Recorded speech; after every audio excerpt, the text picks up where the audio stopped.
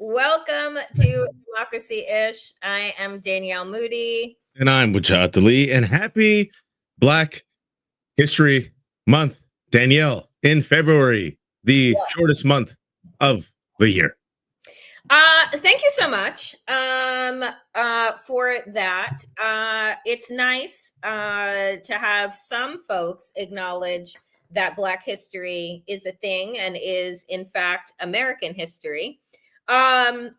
Because the federal government, Waj, no longer doing that. And here's the thing that I will say is that I'll be honest. I don't really need Donald Trump to do some performative bullshit, right? Like, I don't need, I am very happy when racist white fascists show people who they are. Very happy when we no longer have to pretend that what is happening over the last 2 weeks, the complete and total erasure of Black history, of any identity months, of, that this isn't who they are and who they have said they are going to be. I remember it was MLK who said that the greatest stumbling block on the way to equity was not going to be the Ku Klux Klanmen or the White Citizens Council. It was going to be the white moderate that is more invested in their comfort than they are justice. So none of us should be surprised, right, or get distracted by the things that this administration is doing to try and eradicate Black people, people of color, women, people with disabilities, queer people, Muslim people, anyone that is not white, straight, cis, hetero, and male, from our understanding of who this country is and what actually makes it great. And I think, Waj, that if you want, and I'm going to speak directly to white people right now, in a very clear way, which is that Black History Month is something that you should take onus over. And what do I mean by that? I mean, I don't want white people to put up comments, not on my pages on social media or on YouTube, and tell me what you as an individual are doing. I don't want to hear I statements anymore. I want to hear we statements. I want to hear about what you are doing when you are linking arms with other white people and creating, whether it be an after-school program so that the white kids in your school district know Black history. I want you to decide that as a collective, you and a group of your white friends or colleagues or family are creating your own syllabus and educating yourselves as a collective. You need to start thinking about the we and not just the I, and think that because you as an individual, well, I'm not racist, so I've done the work, right? If you are not lifting up other white people around you, then you are not doing the work. And I don't want to hear any more about I. It is about the we and the collective. And Black history is not something that should just be segmented in one short month of the year. But how are you educating yourself, educating your white community, educating those around you on a consistent basis? Because the racism that we are experiencing now is not something that is new, and it is not something that is ever going to end until white people take responsibilities for their own community and their own learnings as a collective. No, I really appreciate you saying we, because that's the correct way of looking at it, because oftentimes what has happened in America is it's segmented, right? The Southern strategy was all about divide and conquering based on race, even though the similarities between white workers, brown workers, Black workers, it's so common. And yet the rich, the 1%, came in and said, hey, even though I'm the one taking your cookies and your crumbs and your dessert and your apple pies and your bland potato salads, it's that Black over there. It's that Mexican over there. It's that Muslim. It's that Haitian. It's that trans, right? And it works like gangbusters, right? And what we don't realize that we're in this together, the 99% against the 1%. or I should say the 1% of the 1%, the Elon Musks, the broligarchy. There's always been an Elon Musk, like there's always been a Pharaoh, like there's always been a Rupert Murdoch, like there's always been a robber baron, right? There's always been a hate marker willing to prey on these fears, on these existing tensions, right? And so I think this concept of we is important, is where you look at you celebrate the specific, but it's also the universal, right? You celebrate the universal through a culturally specific lens. And that's what these affinity groups do. You know, it's like, yes, we are American, but we also have a unique history in this mosaic. You know, we are Asian and we have a unique history in this mosaic. You know, we are Muslim, we have this unique history in this mosaic. We are white and we have a unique history in this mosaic. That's what America is. It's a tapestry. It's this diverse collection of all these different folks that is connected by this dream, this hope, maybe the fact that we still live in this region. We're in it together, folks. And I think as we're realizing in this month, and don't worry, we'll talk about all the terrible things that have happened, is that relationships require reciprocity, Danielle. Mm-hmm. And the world, not just Americans, but the world responds. If daddy comes home and gives you a hug, you'll get a hug back. If daddy comes home and takes off the belt and threatens tariffs and threatens to erase you, well, guess what, Danielle? The world says, yeah, I'm not with that. And with Black History Month, I will say this is, you know, as a person who grew up in the Bay Area, son of Pakistani immigrants, right? You know, I had a few Black friends, but it took me, it has taken me effort and curiosity and work and education to try to learn, right? And then the more I learn, especially about Black history as a Muslim, as a son of Pakistani immigrants, you realize, oh, Black people have been on it for hundreds of years. What Black people have said about America rings true. Black people have found a way forward despite being formerly enslaved people, despite being deprived of their rights, despite, you know, tortured and lynched, and yet they found some hope, some community. Maybe, Danielle, the rest of us should learn from the Black experience. And I've said this before on the show, and I'll say it again.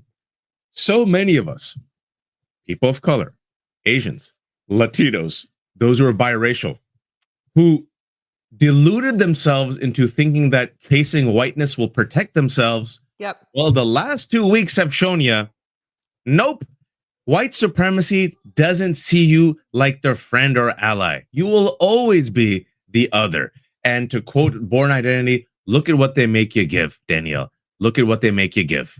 And I think that here's the problem, and I want, you know, white people that are listening to really understand this, is that no one is going to spoon feed you what you need to learn. And you cannot expect oppressive systems to be what is going to deliver you into consciousness.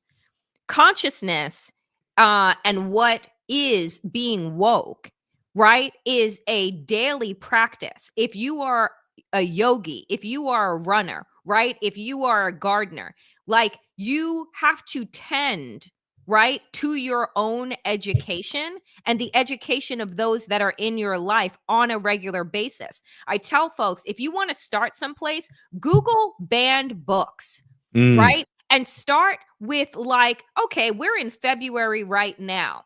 How many banned books can I commit to reading this year? Can I commit to reading James Baldwin's The Fire Next Time? Can I commit to reading Audre Lorde? Can I commit to reading and understanding W.E.B. Du Bois? Can I commit to reading? So I don't want to hear anymore, I was not taught, because, folks, I went to the same white-centered schools that y'all attended, right? I did too.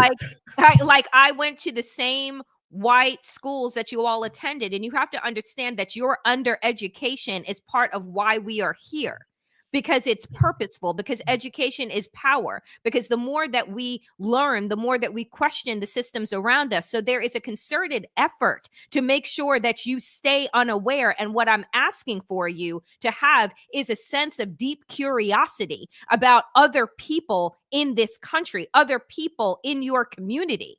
And that deep curiosity comes from, I wonder about these people, because trust and believe, Black people know every fucking thing there is to know about white people, right? Whether we want to or not. right? Yeah, And yet I think Danielle has a PhD. and again, I still have white people ask me about when I travel on vacation. Oh, do you get darker? Can you tan? Oh, can I touch your hair? As if I'm some type of zoo animal. And so I need folks to exercise the deep curiosity that has been stamped out of you to be interested. Why are these people ending these diversity, equity, and inclusion programs? Why are they so scared and threatened, right, by Black exceptionalism? Why are they trying to erase, right? Why is it that you don't know about the inventors in this country who were formerly enslaved, that because of them you have light in your home, and it wasn't because of Thomas Edison? Like, I need you to be curious, and I need you to work in community with other white people, because don't tell me like, oh, it's white racist and blah blah, because those motherfuckers are in your family, right? They're in your neighborhood. And it's not enough to shut them out. I need you to be the bridge builders to welcome them in with your own curiosity and your own due diligence, right? Like, that's what the call to action is this Black History Month, but every single month, because your undereducation is the fuel for white supremacy and fascism.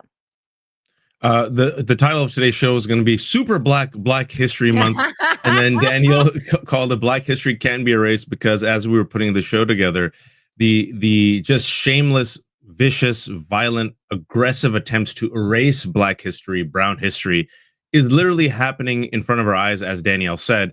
And before we get to what Trump is trying to do, speaking about education, speaking about knowledge, if we can, Danielle, let's talk a little bit about why we celebrate Black History Month. I don't think people know. This was from history.com, and it'll be real quick, folks.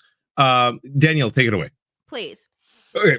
And again, I want to thank Waj for doing the lift here in terms of bringing this up, because I forget what people don't know. So here we go. Black History Month is an annual celebration of achievements by African Americans and a time for recognizing their central role in U.S. history. Also known as African American History Month, the event grew out of Negro History Week, the brainchild of noted historian Carter G. Woodson and other prominent African Americans. Since 1976, every U.S. president has officially designated the month of February as Black History Month. Every single president since 1976.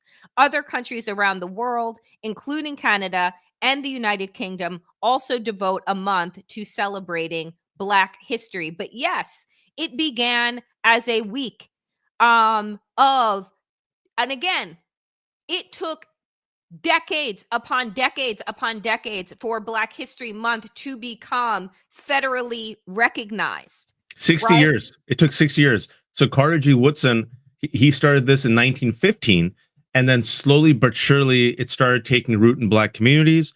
And then after that, during the 60s, colleges started celebrating Black History Month. And then in 1976, Ford is like, okay. So it's not, I mean, if you really think about it, Danielle, if you really step back for a second and you just do the math, right? And I think this is important for people because Americans forget it hasn't been that long since we've tasted this thing called equality, right? Or attempted to, right? Like the 1960s weren't that, like, think about, do the math. It was only 60 years. And even then, Martin Luther King was assassinated, all right? Loving v. Virginia, if I recall correctly, passed this Supreme Court decision was in 1971 that allowed interracial marriage, right? That was a white man and a Black woman. So do the math, 1971. So we're looking at, 60 years, Danielle? And so we're just like dipping our toes into this thing called, or attempts at equality, right? And here we go with Donald Trump coming in power, an open white supremacist agenda. And America was so unhinged by just 65 to 70 years of progress by the first Black president with a white mom, by the way. People forget that Barack Obama had a really white mom. And America lost its mind. And as a white lash to Obama as a white lash to just black people, brown people, LGBTQ people, immigrants, just flexing a bit, we get Donald Trump. And so with all of that, Black History Month, shortest month of the year, great, fantastic traditions. Every single president since Ford has celebrated it. We get Pete Hegseth. And Pete Hegseth comes out, and we gave you that quote that he did last week, where during the press conference, thanks to Donald Trump's incompetence, thanks to the freezing hire to eliminate DEI, we didn't have a chief of the FAA last week. We didn't have a head of TSA. We had a hiring freeze on air traffic controllers, and voila, the most deadly airplane crash, a collision between a Black Hawk helicopter and an American Airlines flight, which left nearly 70 people dead. In that press conference, Pete Hegseth, a man who was a Fox News host, Danielle, a man who either was let go or had to resign from 2 nonprofits for allegations of sexual and economic impropriety, a man whose mother has called him a sexual abuser, a man who has paid a woman $50,000 in an NDA. You should read the police report because he allegedly sexually abused her, and now she is silenced. That man is now the head of the Secretary of Defense. He overlooks a budget of $900 billion, 3 million people, and helps craft important strategy to keep us safe. And he said that he has promised to kill DEI, which last time we said is a code word for Black people, women, immigrants, LGBTQ, and instead bring the best and brightest. And you thought, oh, don't take them literally and seriously. And Danielle, what did they do with the FBI? The FBI headquarters in Black History Month. I just will show you. Can't make this up, folks. That's not a Photoshop. So this is a picture at FBI headquarters where you can see on the wall were words like cooperativeness, fairness, leadership, compassion, diversity, integrity, stability, being literally painted over with gray paint. And, the photograph, this is, I'm sorry, excuse me, not at FBI headquarters, FBI Academy in Quantico, and was submitted to the New York Times under the condition of anonymity. And what is written here is, if a picture is usually worth 1,000 words, this one is worth millions. And I just want to go back to the picture because, again, where is this happening? This is happening at the FBI Academy. What did we just open up talking about? Education. So if you are setting up, right, the environment and the culture that is literally erasing the mention of compassion, of integrity, and diversity, folks, and this is why I say I don't want to use DEI anymore. I want us to spell it out. I want us to say diversity, equity, and inclusion. They are erasing any mention of diversity, equity, and inclusion, right? That or even look at the words. Cooperativeness, fairness, leadership, compassion. Integrity. These are things that are now being erased. You see the last one, Danielle? Constitution. Constitution that are being erased literally from the culture at this academy, and they are working overtime to erase it from our memory, not only from our history books, right, folks, but in real time. And so I need us to take onus over how we are lifting up and educating not just Black and brown people, because guess what? Our parents do the fucking job, right? Because that's how they keep us safe in a country that has been built on various ways of trying to kill us, right? So I need, again, white people to not say, oh, how horrible this is and how paralyzed I've become because of how terrifying it is. This is your call to action, right? This is your call to say, if people are trying to erase this, then it must be something that I need to learn. commit to memory, to lift up. The title of the memo that Waj just put up, this is what Hegseth and others have been circulating around to various government agencies because they are starting with Black history. But the title of the memo that has gone around says, quote, Identity Month's dead at Department of Defense, is a glaring irony because without the very identities they're trying to erase, the U.S. military itself would be dead.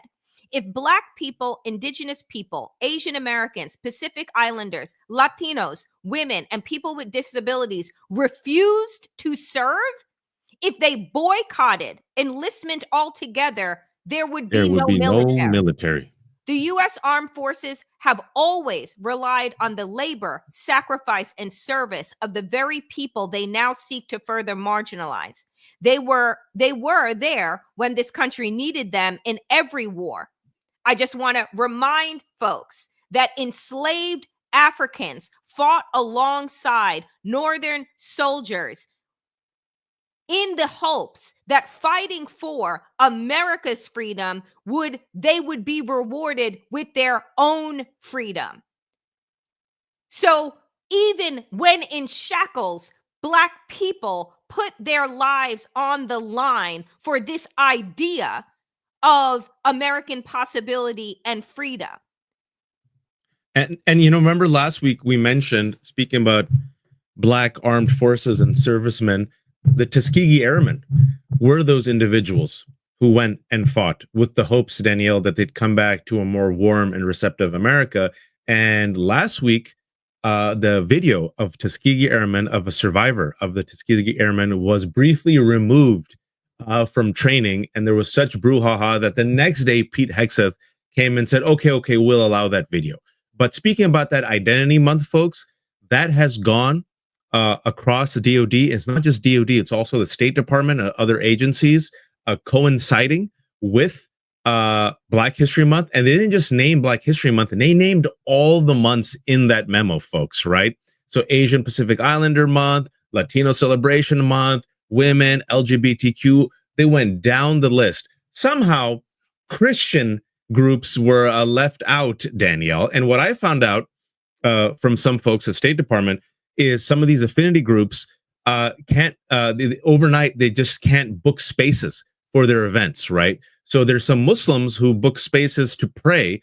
They're no longer allowed to pray, right? Muslims pray 5 times a day. So if you're in the State Department and you just want to like a little space to pray, no, can't book it. I'm curious if Christian groups and Jewish groups are also facing that problem, specifically Christian groups. And speaking about that purge targeting federal workers who did not work in DEI, and speaking, there's going to be a recurring theme here. I'm glad Danielle framed it this way. Education, folks. We talked about it. We've talked about it on the show for 2 years. The cornerstone of the Republican culture war has not been abortion or Roe v. Wade. That came later. It has always been education. It has always been Brown versus Board of Education, in which the Supreme Court ruled that segregation was unconstitutional in the early 50s. And ever since that moment, folks, that has been the lightning rod for the right-wing, quote-unquote, culture war. There is a full-out attack on the public education school system. And as Danielle said, literal book bans and bans on AP African-American history, which is what Florida did last year. And now with that image that she just brought up, the Trump's DEI purge targets federal workers. White supremacy is ultimately very self-destructive, Danielle. They cast a huge white net, and this is how crazy it is. A huge white net. Come on. Oh, sorry. I meant to say wide net, and it actually just came out. But it's a huge white net accuracy. And guess what? They're getting people who didn't even work on DEI. Just yesterday, it came out that Betsy DeVos, yes, the same Betsy DeVos, who was the Secretary of Education, who now says, I want to dismantle the Department of Education. Folks, she was a Trump appointee, right-wing zealot who spent money in trying to destroy education, right? When she was a Secretary of Education, she initiated a certain DEI initiative. The people who came to her DEI initiated like group, now they're caught in the net. Like, this is how stupid it is. Danielle, Take it away. Sorry for my rant. No. So here is, just to dig in here, because I think that it's really important. At least 50 employees at the education department have been put on leave in recent days after Trump ordered federal agencies to eliminate all positions related to diversity, equity, and inclusion. But almost none of them worked in jobs directly related to diversity, education, and inclusion, according to the union officials and interviews with those workers. Instead, folks, all were involved in some sort of DEI initiative in the past, such as diversity training, an affinity group, or other programs inside the department aimed at creating a more inclusive workplace. The purging underway suggests that the agency is not just seeking to eliminate DEI, but also to remove people who have expressed interest or participated in programs related to it. Now, you may be saying to yourself, how is this legal? It's fucking not. It's not legal, actually. And again, what I want to go back to right here is saying other programs inside the department aimed at creating a more inclusive workplace, because the goal here, and this is why I don't want us to allow them to shorten the term or take from the definition of diversity, equity, and inclusion what the purpose was. Because when we start saying things like woke, woke, woke, and DEI, DEI, DEI, the goal of this is to erode the actual meaning and intention behind it, because we're no longer connected with that thing. The desire here is to create, not just for federal workers, a hostile work environment, hostile to the extent that people will go ahead and quit. And guess what you don't get when you quit? You don't get unemployment benefits that have to be paid out. So the goal here, folks, is on top of the federal letter that went out to say, oh, go ahead and quit your job, we'll pay you out, right? When has Donald Trump ever paid anybody for a fucking thing? Always stiff some. If you take him at his word and accept this elusive buyout, then you will not be able to file for unemployment and you will just be asked out. The desire here is to create hostile work environment for everyone that is not a white, pseudo-Christian, straight male. That includes these white women who are the number one beneficiaries of diversity, equity, and inclusion, who are even standing up at podiums talking about how diversity, equity, and inclusion is terrible. And I want to scream from the rafters, and I'm going to say this with every bit of my chest, bitch, you wouldn't have your job if it wasn't for diversity, equity, and inclusion. You would be chained to a stove someplace if not for the actions and the advocacy of Black people in this country, right? Which again, you benefit from without doing any of the fucking work for. And also you mentioned, I want people to read this one last part right here, is not just seeking to eliminate DEI, but also remove people who have expressed interest or participated in programs related to it. That means white folks. That means white men and white women. That means straight white men and straight white women. So it's important for people to realize, bringing everything back full circle, it's we. It's always been we, right? If you think you're white, and Danielle and I tried our best and we failed to warn people before Trump's second election that he isn't just going to go after the Haitians or the Muslims or the Venezuelans or the trans. This is a right-wing authoritarian coup, and fascists go after all of their enemies, and eventually they go after their own allies as well. So if you're a white, straight Christian male who's like, I want to learn more about Black people, guess what? That white net, that captured you as well. They're coming after anyone and everyone who doesn't go along with the MAGA Trump agenda. This goes for the Treasury Department. We'll talk about that in a second. US aid, that goes along with the Justice Department. Anyone in the federal government who is not a red shirt, folks, is seen as a threat, and they're going to go after them. So they start with the Black folks. They start with the undocumented. They go to the Muslims. Then they go to the Venezuelans. They go to the Haitians, and they go to the trans, and the rest of us say, undesirables. They Martin ain't us. Mueller. Yeah, that ain't me. Thank you, Roberta.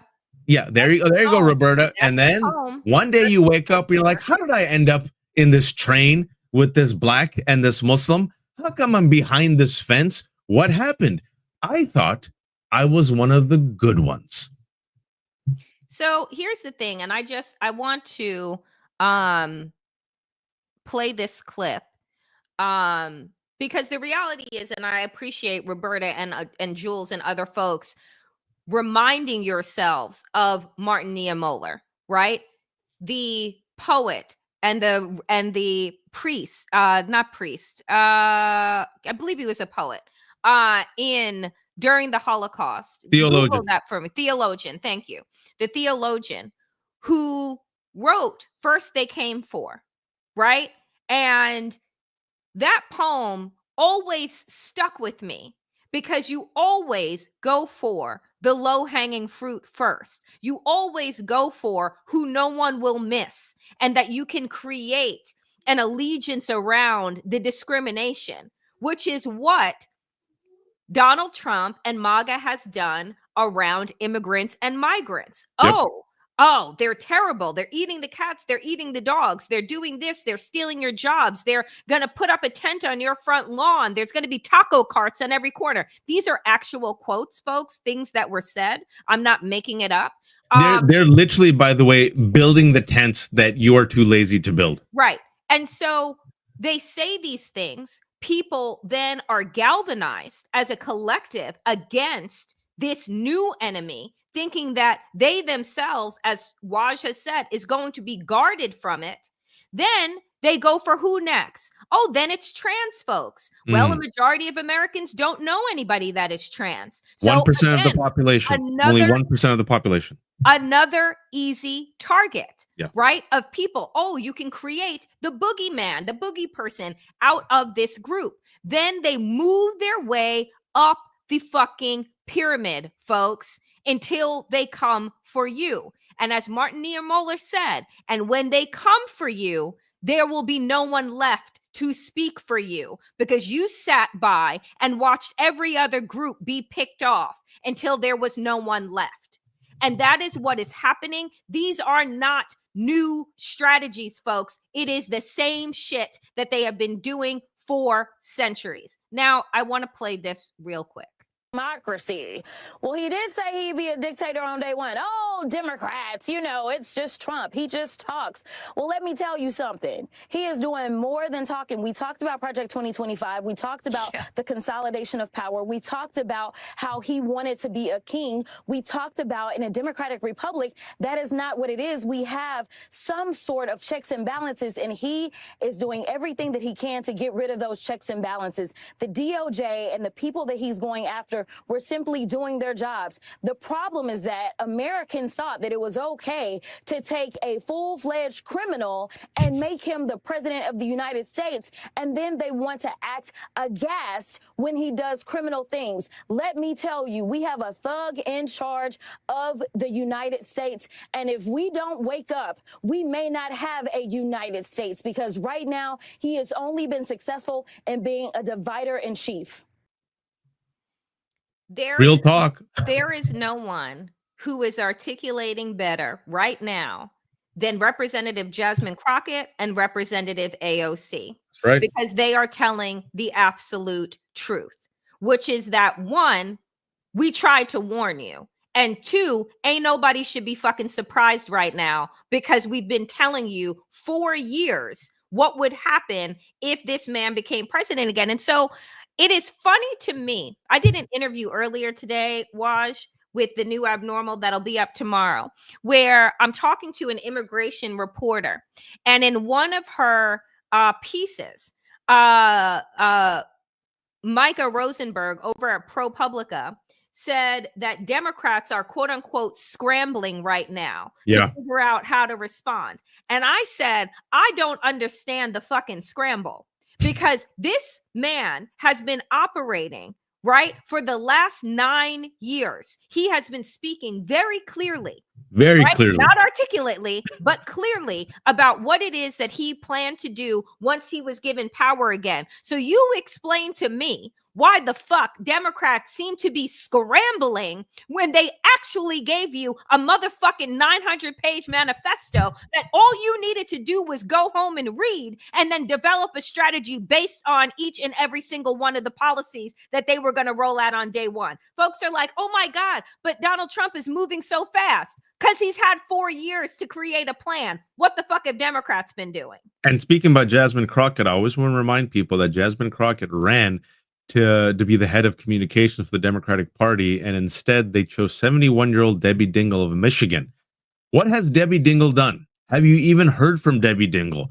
Have you seen Debbie Dingell? I want to remind people that AOC also ran, right? I think it was for the head of the, what committee? Brain fart right now. Remember with the Oversight Committee. And instead they gave it to a young 74-year-old Jerry Connolly who got diagnosed with cancer.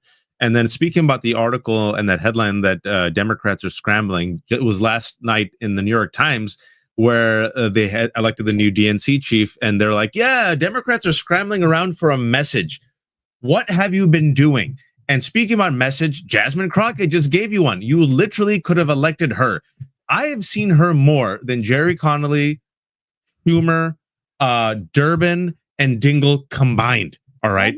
I've seen her more on TV. I've seen her more on X, on TikTok, on Instagram. She is giving you the talking points. She's keeping it straight, keeping it real. And it is, wait for it, and we deliberately chose this, folks, a black woman paving the way. And instead, Democratic Party said, let's elect this like septuagenarian white woman. No offense to Debbie Dingell and septuagenarians and white women, but is this the type of leader that we need at this moment? And speaking of this moment, this full-scale attack, not just on black and brown people here, it is a full-scale attack on black and brown people all around the world. One of the most devastating, oh, great, look at that. Great minds think alike, Danielle. One of the most tragic, troubling, and I think, again, unconstitutional and illegal acts over the weekend is when President Musk, with his Doge team that, thanks to Wired, we found out is 6 basically teenagers, 19, 20, 21, 22, 23-year-old folks. I don't know if you saw this, Danielle, this Wired article where they children. They identified Musk's team of 6 18 to 23-year-olds who now have access to your financial data, because on Friday night they pretty much bum rushed the Treasury Department. One person said, you do not get access to these systems, and they're like, you're gone now. And now they have access to the financial data of the Treasury Department. What could go wrong there? Because last time I checked, Elon Musk is a private individual who gets subsidies from the government, who gave about $300 million to get Donald Trump elected, who, by the way, is not a federal employee, has not been vetted by the federal government, Danielle. And now Musk and 6 of his lackeys have access to your Social Security. And then he wasn't finished. On Sunday, he wanted to access the servers and the data at USAID. And thankfully, there were 2 people who said, no, you don't have the authority. So guess what happened to that person? That person, Danielle, is on, wait for it, leave. And then as soon as they got access to it, what happened to USAID? Well, its Twitter profile is gone. Its website is gone. And apparently, we're shutting down USAID because Elon Musk called it, quote, a criminal organization that was, quote, evil. The same man who did the Nazi salute, the same man who's promoting a pro-Nazi AfD party in Germany, hates USAID and thinks our humanitarian aid is, quote unquote, criminal and evil and useless. So with Doge, which again, folks, what is Doge? Is it a government agency? Is it an independent agency? Does it have limits? What's its scope? What's its budget? We have no idea. And how is it possible that a private individual can unilaterally shut down a government agency? It's not. But nonetheless, USAID, for all intents and purposes, as of right now, is completely neutered. And because it's neutered, Daniel, ProPublica said, I read this article, people will die. Specifically, Danielle, children will die. Where? Sudan, Gaza, Ukraine.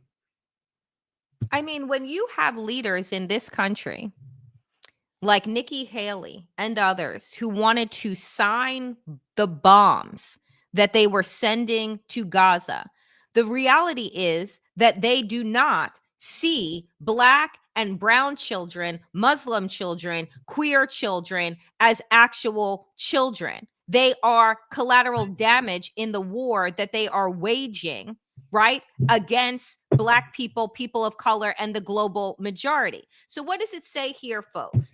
How the world is reeling from Trump's aid freeze. President Trump's order to halt most foreign aid has intensified humanitarian crises and raised questions about the United States' reliability as a global leader. The United States is not reliable, and people should have gotten that shit together in Donald Trump's first term. 9 years ago. Here we have, right, Zach Beaucamp, who says there's no word to describe this other than evil. In famine-stricken Sudan, soup kitchens that feed hundreds of thousands of civilians trapped in a war zone have shut down. In Thailand, war refugees with life-threatening diseases have been turned away by hospitals and carted off on makeshift stretchers. In Ukraine, residents on the front line of the war with Russia may be going without firewood in the middle of winter. Some of the world's most vulnerable populations are already feeling Trump's sudden cutoff of billions of dollars in American aid that help fend off starvation, treat diseases, provide shelter for the displaced. And ask me, Waj, where are these billions of dollars then going? Government spending in the military industrial complex, Starlink. You tell me. That's what I would say. So let's see. Donald Trump just said that he was going to put $500 billion into AI, right? Where is that $500 billion coming? He has also promised his biggest donors more tax breaks so that Elon Musk, who made, I don't know, how many billions of dollars in the last minute, doesn't have to pay taxes. Where are you going to get that money from? So the money is literally coming. It is fucking blood money. And to call it anything other than that would be to use euphemisms and to bury your head in the sand. They are fascists that have taken over this country. And just so we're clear, when Waj talks about the access to the treasury, the access to our social security, they have access to our social security numbers, which means that they can be erased, right? Which means that person by person, family by family, who is born in this country, has been paying into this system, can be erased now by this made up fucking agency and by a man who is not elected. Well, I called it a coup, and so did others. It's a coup because Elon Musk is not elected, private citizen, gave $300 million to essentially buy the presidency. I wrote an article that came out on Left Hook yesterday where I said it only cost $300 million to buy the U.S. presidency. And I tipped my hat off to this immigrant because he got a great deal, right? He bought the presidency, Danielle, for $300 million. And so far, if you've been keeping track, and I keep receipts, Elon Musk, through Twitter, told the Republicans, you know what? Kill this bipartisan spending deal. And the government almost shut down. Donald Trump said, yes, Elon. Number two, Elon Musk said, I want H-1B visas because Americans are contemptible fools and, quote, retards. And what did Donald Trump say? Yes, I'm going to flip-flop. You are correct. Elon Musk then said, I want more. I want access to the financial data of the Treasury Department. Donald Trump said, go ahead.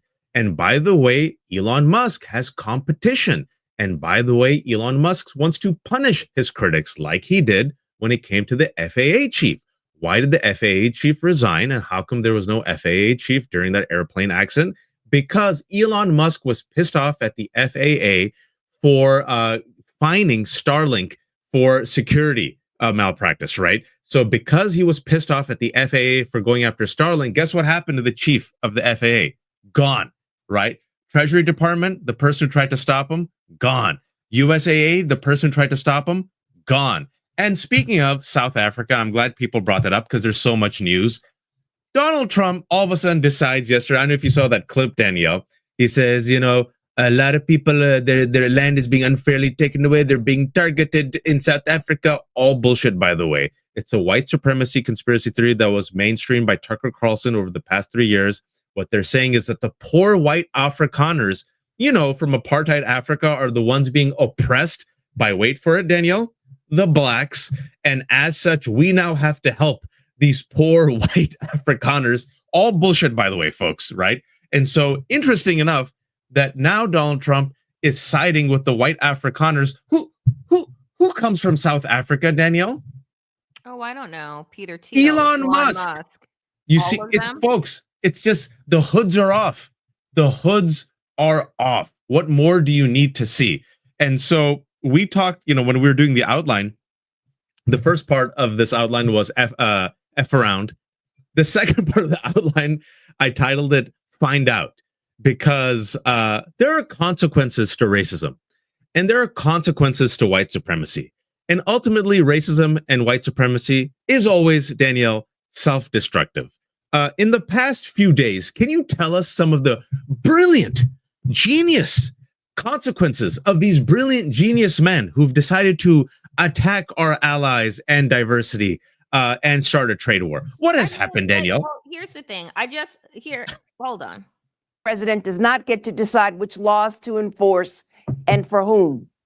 When Congress dedicates funding for a program, the president cannot pull that funding on a whim.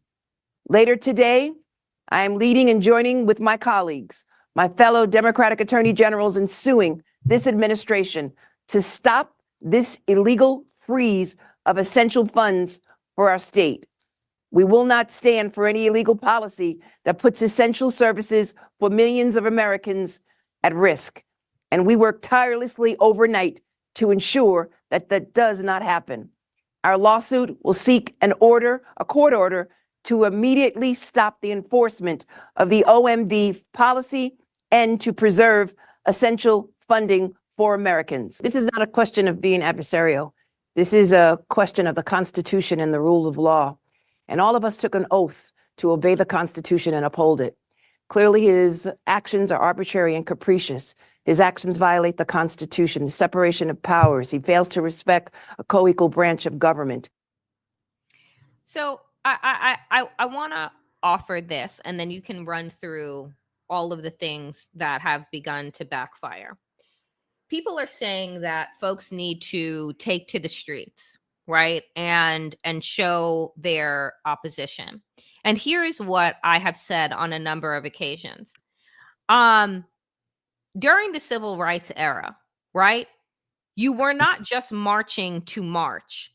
You were marching to head someplace to do an action, right? You were marching to the lunch counter that was denying Black people the ability to sit and have lunch. You were marching to the bridge that wasn't allowing for integration into towns. You were marching to a place to take direct action. The march and the people in the streets was not the action. It was a vehicle to get from one place to the other to exercise that action and voice, right? That's the point.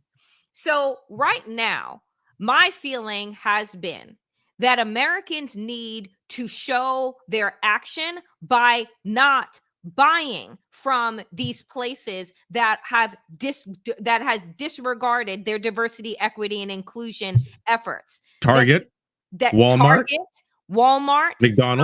McDonald's, Ford. other places. There, I have called for on a number of occasions a national boycott and strike. There are ways that you can utilize your dollars, right? And say, okay, you know what? It's not just the I, but the we, and get 10, 20 people around you to say, you know what? This is my pledge. I'm not going to be putting my money in Target. I don't care. Because here's the thing, folks. Racism is inconvenient. So you cannot sit in comfort and think that your actions that you're going to take are going to allow you to have the same level of comfort that you have had. right? This is why Martin Luther King said that the greatest stumbling block to justice are moderates, white moderates that are more interested in their own comfort and convenience than they are in direct action. The actions that you are going to take are going to hurt. So you have to ask yourself, what am I willing to risk and to give up? Right?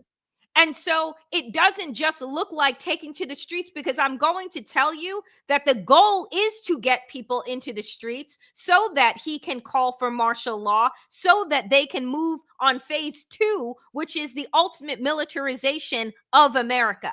That's by right. saying that there are dissidents in the streets, by calling us all terrorists, right? And then being able to have the National Guard and the military. By the way, the military, which has never been on American soil, right? Because their work is around foreign adversaries. They are trained killers, folks. These are not people that are trained to, sort out this person from that person. Donald Trump knows this. MAGA knows this. So there are a number of ways that you take action that don't involve just going out into the street, unless you are marching to the CDC to demand reports, unless you are marching, right, to Target to say, we're not going to be shopping here anymore and watch your stocks tank, unless you are marching to a place that is obviously on the side of white supremacists, and you are using that endpoint as an activation, folks, then do not do it. Those are my thoughts. And I'm not going to apologize for my rant, because these are my fucking thoughts. It's good. You don't have to apologize, especially during Black History Month. I feel like it's one of those situations where you have to pay attention to what Donald Trump has said. And right before the election, Donald Trump quoted Hitler yet again, Danielle, and said what? That my critics are the enemies from within, upon whom he will inflict what? The National Guard and the military. No president in U.S. history, and we've had some terrible ones, has ever threatened to unleash the military and National Guard on fellow citizens. I want to remind people, look, it's all connected. Peaceful BLM march in Washington, D.C., 20 minutes away from here. His first presidency. He cleared it out. Remember that? Violently cleared it out. General Milley later apologized. Mark Esper, who was part of his administration, later said that Trump asked him, can we shoot these protesters in the knee? And Esper, who was a hard right-winger, said, no, they're American citizens and they're non-violent. And Trump was pissed. He also, folks, remember, wanted a moat with alligators at the border. And he wanted to shoot immigrants coming across the border. Not making this up. So what do you think he'll do if he has completely purged the government, purged the DOJ, purged the military, and replaced them with red shirts? But like I said, we talked about the F around part. Now here's the find out part. So far in the past 2 weeks, with Donald Trump's white supremacist presidency and him casting the white net, white net. The white net. That's what we're using from now on. It is no longer a white net. It is price of eggs, net. Danielle, gone up. Grocery prices, gone up. Oil prices, gone up. Stock market, as of today, down. Like as of today. Down, right? Our allies, down. Canada responds to this, the dumbest trade war in history. I'm quoting Wall Street. Hey, Danielle, you and me are in sync. That was not planned. This is Wall Street Journal. Wall Street Journal is a right-wing outlet run by Rupert Murdoch, owned by Rupert Murdoch, okay? They said this is the dumbest trade war in history, right? The 25% tariffs on Canada. Canada retaliated. And I think Trudeau gave one of his best speeches. If you haven't heard that 12-minute speech, go back and listen to it. It was solid, on point. Ontario today did something I really wanted them to do. I actually tweeted this yesterday. Actually, I put this on Blue Sky yesterday. The way to hurt Musk is to go after Starlink. I don't know if you saw in the morning today, Danielle, Ontario just canceled its $67 million contract with Starlink. Good for you, Ontario. Look, So I want to read a piece of the Wall Street Journal editorial board, which again is really important because of who Waj says owns it, and we know that this is not a left wing. This isn't the Atlantic, right? This is the Wall Street The Journal. freaking Wall Street Journal, folks. So the Wall Street editorial board slams Trump's trade war with Canada and Mexico. Quote, Mr. Trump sometimes sounds as if the U.S. shouldn't import anything at all, that America can be a perfectly closed economy, making everything at home. This is called, I don't even know what that word is, autocracy, and it isn't the world we live in, or one that we should want to live in, as Mr. Trump may soon find out. None of this is supposed to happen under the U.S. Mexico-Canada trade agreement that Mr. Trump negotiated and signed in his first term. The U.S. willingness to ignore its treaty obligations, even with friends, won't make other countries eager to do deals. Maybe Mr. Trump will claim victory and pull back if he wins some tokens concessions. But if a North American trade war persists, it will qualify as one of the dumbest in history. White supremacy is, look, Danielle and I have been saying it for years. It's the Wall Street Journal telling you. We've always said white supremacy at the end is dumb and self-destructive. Do you feel great again? But the price of my eggs. What about the price of your eggs? This is what racism does, folks. In Mexico today, guess what? Trump backed off. He said, okay, there'll be a 30-day pause because President Sheinbaum said, so stupid. 10,000 Mexicans at the border, right? So she said these 10,000 Mexicans at the border to stop fentanyl. Fentanyl doesn't come through, the majority of fentanyl comes through ships, Danielle, right? So what Mexico is going to do, the art of the deal, it's going to do this performative cosplay for like 2-3 weeks. They're going to send 10,000 Mexicans at the border who's just going to stand there like idiots, okay? And then Donald Trump said, I sent them, see, they bent the knee. Mexico's like, you're an idiot. And guess what? It ain't going to stop the transfer of drugs or fentanyl. And then Mexico, after 2-3 weeks, will probably like send the guards away. And then Trump will say, bring them back. He goes, sure, they'll bring them back, right? So at least for 30 days, as of right now, about a couple hours ago, was just, we just got notified that Mexico was going to send 10,000 troops, right? But Canada's like, F you. And I don't know if you saw, folks, the video. Look, I'm an American, but listen, Canada, respect. Did you see these Canadian store owners literally just like that replacing Kentucky bourbon and goods and items from red states with Canada's like homegrown products, saying made in Canada? And then I watched the NBA, and this happened for the first time ever, folks. Speaking about making America great again. Last night at the Toronto Raptors game, right? Toronto Raptors, they play in Toronto. They're part of the NBA. Obviously, every other, NBA team is here in America. They're playing a game in Toronto. During the American anthem, the crowd booed. At the hockey game, the crowd booed. They're booing us.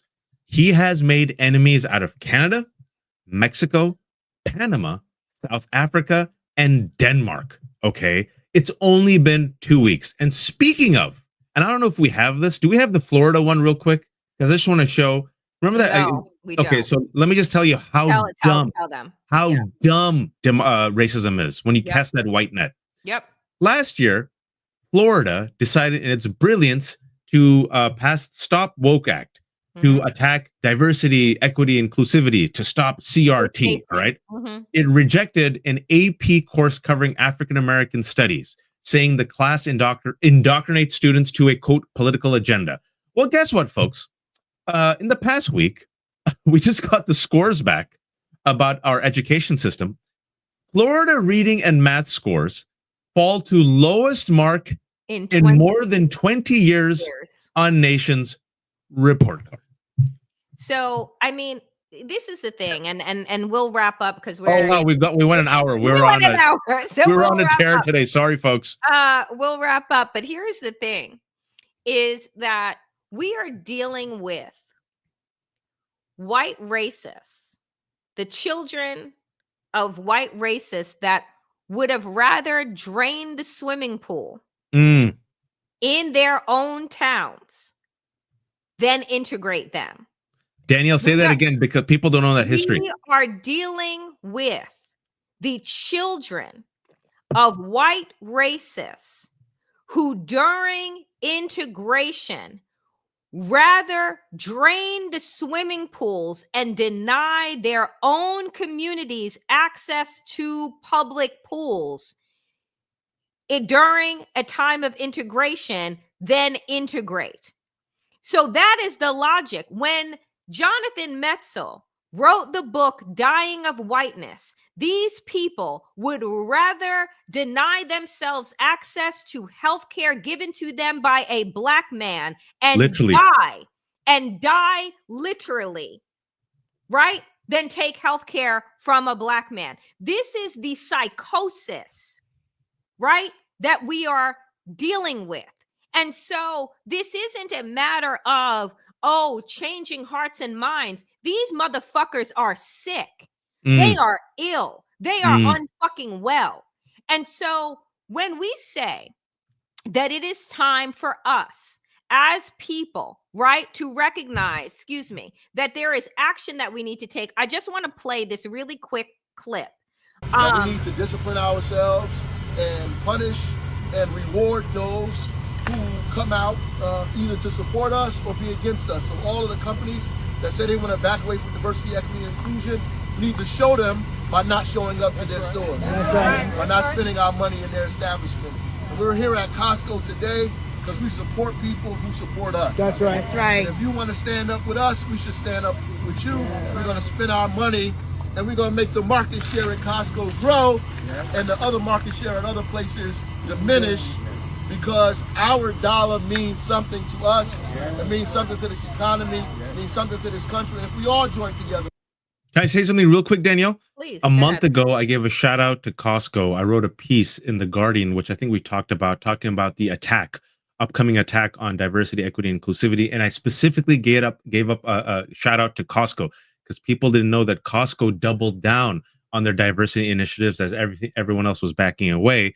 And I think it's important to spotlight the good allies doing the good work. And then Costco also doubled down as of over the weekend and increased the pay for their workers. There were there was negotiations with their workers. There was going to be a potential strike, but they did the right thing. So Costco not only did the right thing by negotiating with its workers and upping the pay, they publicly went out and doubled down on diversity initiatives, even though, as we're speaking right now, Republican attorneys generals are attacking them. Sorry. So, folks, that is it. Wait. We got some good news. Look, we have Black good news, History Month. We got to run. Here is the wonderful good news that we're going to end on. Beyonce finally wins Album of the Year with Cowboy Carter. She has been shut out of Grammy Album of the Year 4 times. And not only that, she won Country Album of the Year. Why does this matter? Because the CMAs, the Country Music Awards, that racist establishment, also shut out the album, which was #1, the first time that a Black woman's country album has ever been #1 on the Billboard charts. And they shut her out. And the Grammys, not only did they have incredible speeches on why diversity, equity, and inclusion matters, but Black women won incredibly big, Beyonce being one of them, with now being the most Grammy-nominated artist. We need to hold on to things like this because they matter. The action that artists are taking matter, and it is important. So we leave you with that good news, folks. We will be back on Friday, 12 p.m. Eastern. Thank you for listening to Democracy-ish. I'm Danielle Moodie. I'm Wajahat. And we'll be back, dear friends, if in fact we have a country left. It's crumbling, but we gonna stay with you until it's dust. We appreciate all of you. And thank you so much for the donations.